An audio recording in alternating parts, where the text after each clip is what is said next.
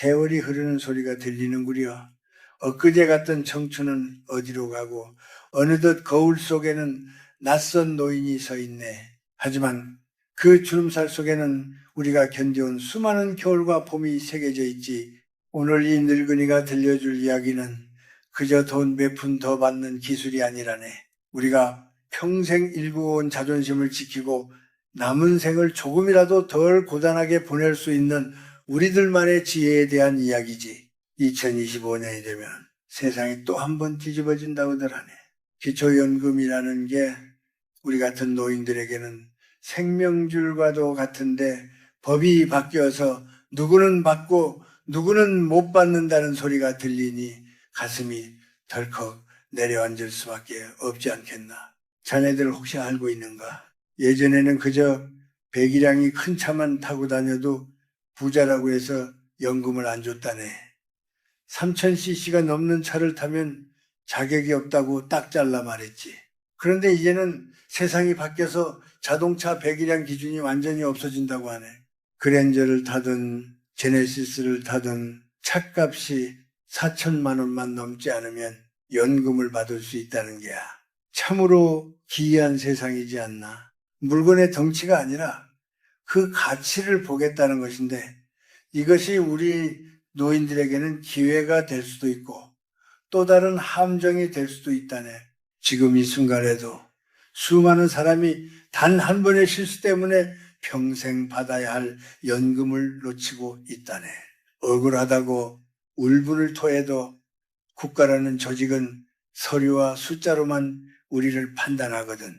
옆집 사람은 좋은 차 타고도 연금을 받는데 나는 20년 된 낡은 차 한 대 있다고 탈락했다는 말이 왜 나오는지 아는가? 그건 세상의 이치를 몰라서가 아니라 국가가 정한 촘촘한 그물망을 이해하지 못했기 때문일세. 우리가 살아온 방식은 서로 믿고 빌려주며 정으로 사는 것이었지만 이제 국가는 우리들의 5년치 기록을 낱낱이 들여다본다네. 자식에게 보낸 용돈부터 적금을 깬 기록까지 그들에게는 그 모든 게 숫자로 보일 뿐이지 2027년이 되면 부부가 같이 산다고 연금을 깎던 것도 줄어들고 2030년에는 아예 안 깎는다고 하니 조금만 더 버티면 좋은 날이 올 것 같기도 하네. 하지만 그 좋은 날도 내가 자격이 있어야 누리는 법일세. 오늘 내가 하려는 말은 단순히 신청서를 잘 쓰라는 말이 아니야. 우리 인생의 항원을 어떻게 정리하고 국가라는 커다란 시스템 안에서 어떻게 우리의 몫을 챙길 것인가에 대한 깊은 성찰이라네. 이 늙은이의 말을 귀담아 듣게나 어쩌면 자네의 노후가 이 이야기 한 자락에 달려 있을지도 모르니까 말이네. 우리가 젊었을 때는 국가가 우리를 돌봐줄 거란 생각은 꿈도 못 꿨지. 그저 내 몸 하나 부지런히 움직여서 자식들 입에 밥 들어가는 것만 봐도 배가 불렀던 시절이었네. 하지만 지금은 국가라는 거대한 부모가 우리를 돌보겠다고 나서고 있어. 그런데 그 부모가 아주 깐깐하다네. 자네가 가진 재산이 얼마인지, 통장에 얼마가 들어있는지, 심지어 자네가 자식에게 보낸 돈이 빌려준 것인지 그냥 준 것인지까지 다 따지고 드니 말이세. 2025년의 변화는 단순히 숫자의 변화가 아니라 우리가 국가와 맺는 계약의 변화라고 봐야 하네. 이제는 정보가 곧 돈이고 지혜가 곧 생존인 시대가 된 것이지. 그러니 이 늙은이가 하는 말을 흘려듣지 말고 마음속에 새겨두게나. 사람 마음이라는 게 참으로 묘하지 않나. 내 자식 귀한 줄은 알아도 내 주머니 비는 줄은 모르는 게 부모 마음이지. 올해 72 대신 박영희 할머니 이야기를 좀 해보려 하네. 평생을 아끼고 살며 남편 떠난 뒤에도 국민연금 50만 원으로 조용히 여생을 보내시던 분이었지.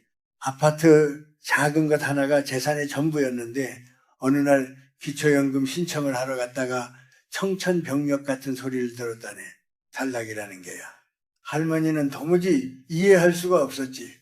옆집 할머니는 매달 34만 원씩 받아서 손주들 과자도 사주고 생활비에 보탠다는데 왜 나는 안 된다는 건지 눈물이 앞을 가렸다고 하네. 그 이유를 알고 보니 참으로 기가 막힌 일이었어. 2년 전에 아들이 사업이 급하다고 해서 어머니 통장에서 500만 원을 빼서 보내준 게 화근이었네. 그게 왜 문제가 되느냐고 묻겠지만 국가의 눈에는 그게 자식에게 재산을 미리 준 증여로 보였던 게지. 증여가 아니라 빌려준 거라고 아무리 소리쳐도 소용없었네. 차용증 한 장 없고 돈을 돌려받은 기록도 없으니 국가는 그 돈이 여전히 할머니의 재산이라고 계산해버린 게야. 500만 원의 이자를 붙여서 매달 소득이 있는 것처럼 계산하니 기준선을 살짝 넘어버린 것이지. 단돈 몇만 원 차이로 매달 34만 원의 연금을 날렸으니 1년이면 400만 원이 넘고 10년이면 0만 원이 넘는 큰 돈을 잃은 셈이네. 자식을 향한 그 따뜻한 마음이 결국 할머니의 노후를 갉아먹는 독이 되어 돌아온 것이니 이 얼마나 가슴 아픈 일인가. 자네들도 조심하게나. 요즘 국가는 우리들의 5년치 금융거래를 샅샅이 뒤진다네. 가족끼리 오간 돈도 다 기록에 남고 그것이 꼬투리가 되어 연금의 문턱을 넘지 못하게 만들지. 자식에게 돈을 보낼 때는 반드시 흔적을 남겨야 하네. 이것이 빌려준 돈인지 아니면 다시 돌려받을 돈인지 명확히 해두지 않으면 나중에 큰 화를 입게 될 것이야. 그리고 손주 결혼한다고 큰 돈을 보내는 것도 조심해야 하네. 축의금도 일정 금액이 넘으면 재산으로 본다니 세상 인심이 참으로 야박해졌지 않나. 하지만 이것이 우리가 살아가야 할 냉혹한 현실이라네. 또한 우리가 기억해야 할 것은 국민연금과 기초연금은 엄연히 다르다는 것이네. 국민연금은 내가 젊어서 고생해낸 돈을 돌려받는 것이고 기초연금은 국가가 우리 노인들의 노고를 치하하며 주는 복지라네. 2025년부터는 국민연금 체계도 바뀐다고들 하지만 기초연금은 그와는 별개로 우리를 지켜주는 든든한 버팀목이 되어줄 것이네.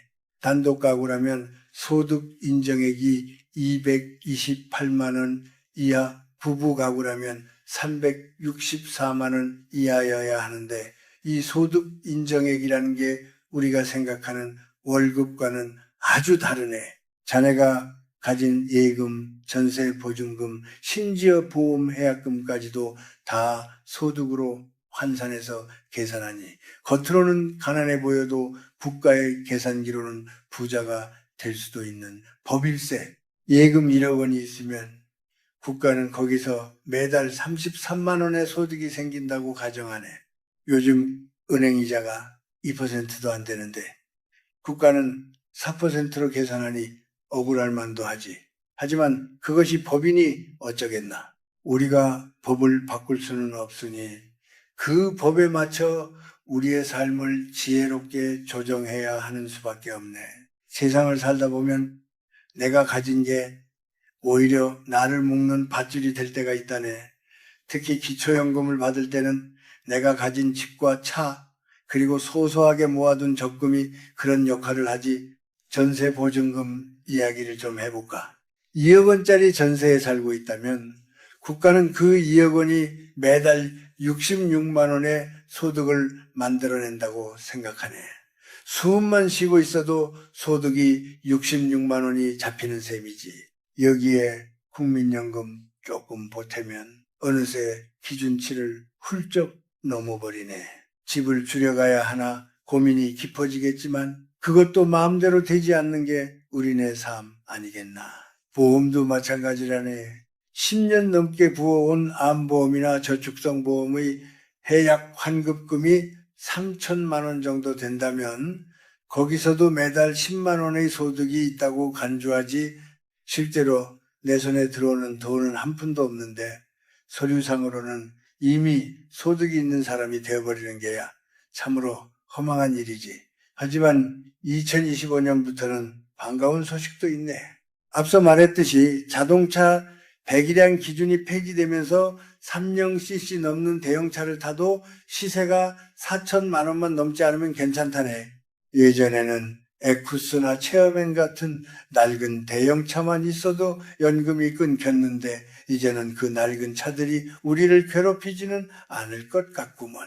다만 차를 2대 이상 가지고 있다면 조심하게나 두 번째 차부터는 그 가치가 얼마든 간에 전액 재산으로 잡혀서 소득 인정액을 확 높여버리니까 말이세. 경차 한 대 더 있다고 연금이 안 나올 수도 있으니 가급적이면 차는 한 대만 유지하는 게 상책일세. 그리고 근로소득에 대해서는 국가가 참으로 너그러워졌네. 우리 노인들이 밖에서 땀 흘려 일하는 것을 장려하기 위해서인지 112만 원까지는 아예 소득으로 치지 않기로 했다네. 예를 들어 경비를 해서 200만 원을 번다고 쳐보세요. 그럼 112만 원을 빼고 남은 88만 원에서 또 30%를 깎아주니 실제로는 26만 원 정도만 소득으로 잡히는 게야. 200만 원을 벌어도 국가가 보기에는 26만 원 버는 사람으로 보이니 기초연금 받기가 훨씬 수월해진 셈이지. 일하는 즐거움도 느끼고 연금도 챙길 수 있으니 이것이야말로 일석이조 아니겠나. 하지만 여기서도 함정은 있네. 배우자가 작은 구멍가게라도 하고 있다면 사업자 등록증 때문에 문제가 생길 수 있어. 실소득이 얼마인지와 상관없이 사업자 등록이 되어 있다는 이유만으로 국가는 일정 소득이 있다고 간주해버리거든.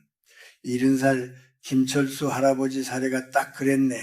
할아버지는 연금 받을 자격이 충분하다고 생각했는데 할머니 명의의 작은 반찬 가게가 발목을 잡았지 한 달에 50만 원도 못 버는 적자 가게였지만 국가는 사업자라는 이유로 100만 원 이상의 소득이 있다고 계산해버렸네. 결국 할아버지는 연금 신청에서 떨어지고 말았지. 사업자 등록증이라는 게 젊었을 때는 훈장 같았을지 몰라도 노년에는 무거운 짐이 될 수도 있다는 걸 명심하게나 안 쓴 사업자 등록증이 있다면 지금이라도 정리하는 게 현명한 선택일세. 세상은 우리가 아는 것보다 훨씬 더 촘촘하게 연결되어 있고 우리가 흘린 과거의 흔적들이 현재의 우리를 구속하기도 하네. 그러니 남은 생을 편안히 보내고 싶다면 내 주변의 서류와 기록들을 하나씩 정리해 나가는 노력이 필요하다네. 자식 농사 잘 짓는 게 최고의 노후 대책이라고들 했지만은 요즘은 자식 때문에 연금 못 받는 세상이 되었네.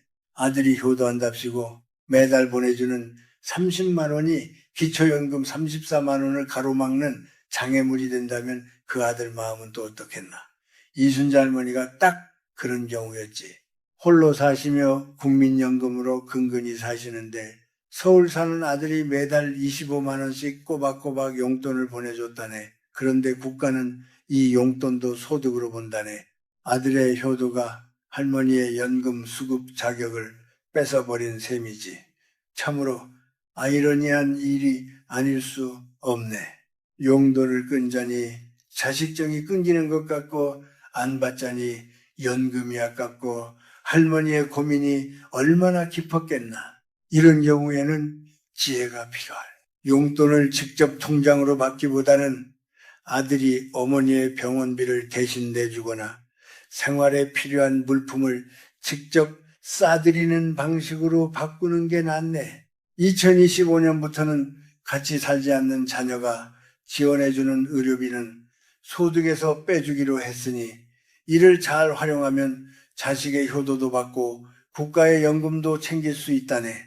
다만 병원 영수증이나 송금 내역을 잘 챙겨두어야 증명이 가능하니 조금 번거롭더라도 꼼꼼히 챙기게나, 그리고 골프 회원권이나 콘도 회원권 같은 것들도 조심해야 하네.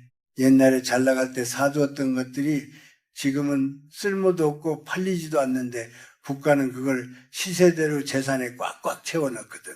72세 최부자 할아버지는 20년 전에 사둔 골프 회원권 하나 때문에 연금에서 탈락했네. 지금은 시세가 뚝 떨어져서 몇 푼 안 되는데도 국가는 그걸 재산으로 잡고 4% 소득 환산율을 적용하니 연금과는 멀어질 수밖에 없었지.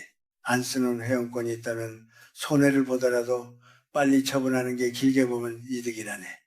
또 하나 주의할 점은 가족 계좌로 돈을 옮기는 꼼수 일세.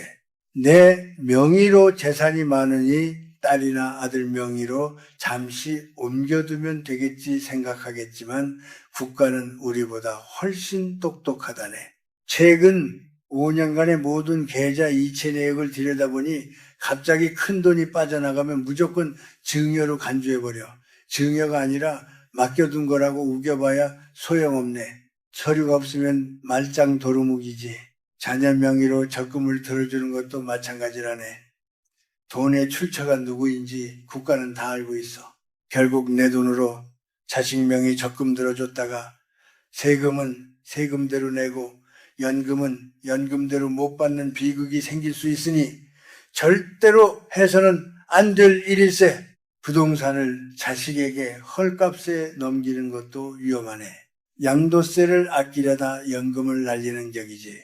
국가는 시세보다 싸게 판 금액만큼을 증여로 보고 그 금액을 할머니의 재산으로 계속 잡아두거든.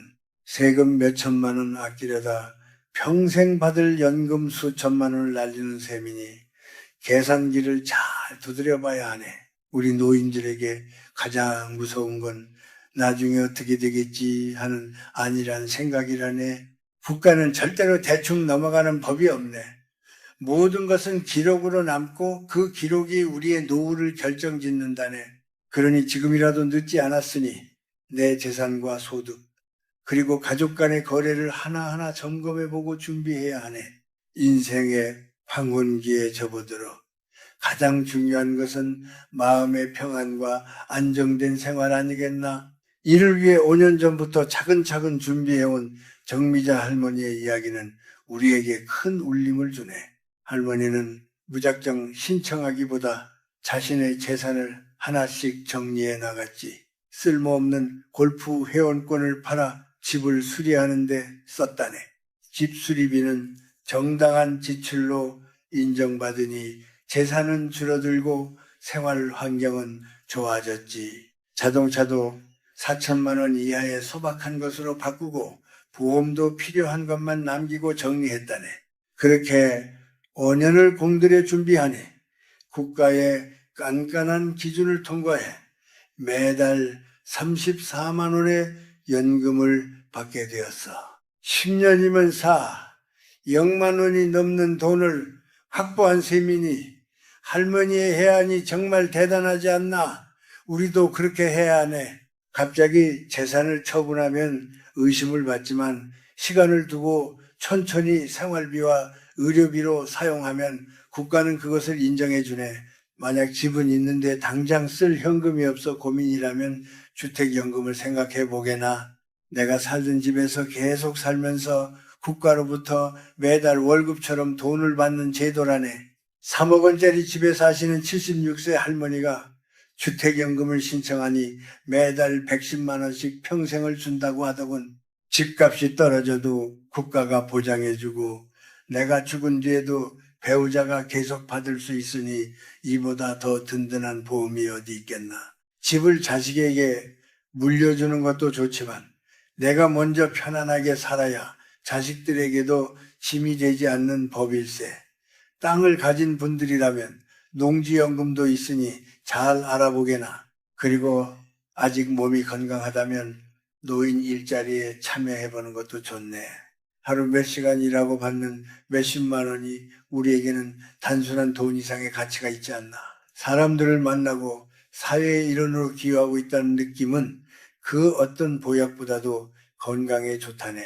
공익활동형 일자리부터 조금 더 전문적인 사회 서비스형 일자리까지 찾아보면 우리가 할 수 있는 일들이 참으로 많다네.